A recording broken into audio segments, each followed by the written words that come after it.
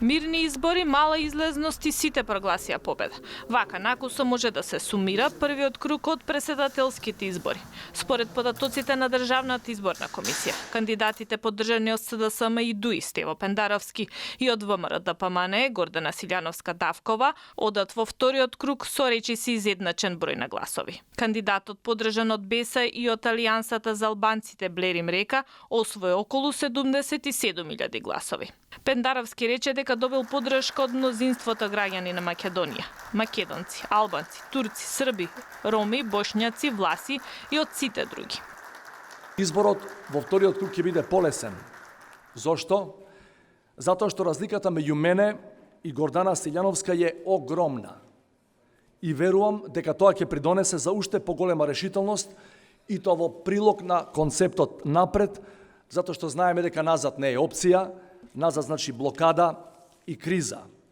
Тој ги повика да гласат за него гласачите кои гласале за РЕК, не одлучните, но и тие кои гласале за кандидатката Гордана Силјановска-Давкова, а внатрешно се свесни за штетите кои ги носи тој концепт на поделби и враќање назад.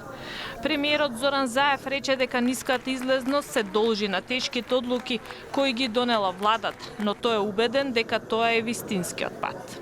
Без било какви политички калкуланства донесовме одлуки и еве победивме. Тоа потврдува прво дека е вредно да се носат храбри одлуки кои што ги носат граѓаните кон отворени перспективи.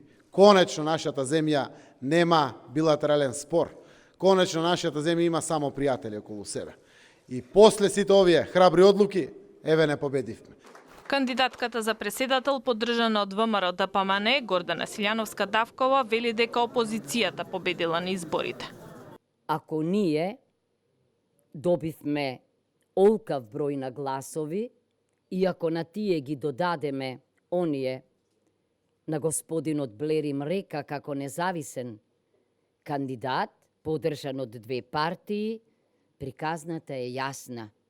Обајцата ние зборувавме за владење на право, за правна држава, за крај на корупцијата и криминалот, приказната е демократска.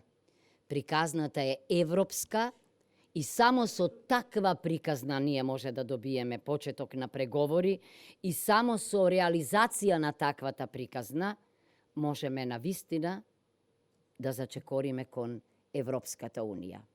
Таа рече дека не случајно ги поврзува председателските со предвремените парламентарни избори. Да имавме сериозна власт, уште вечерва ќе размислеше за предвременни избори, рече Силјановска. Лидерот на ВМРО-ДПМНЕ Христијан Мицковски ги повика граѓаните да им дадат поддршка за да победат во вториот круг и да го поразат Зоран Заев. Ајде да ги победиме овие транзициони криминални политики. Ајде да застанеме на вистинската страна. Ајде да победиме за Македонија и за граѓаните на Македонија.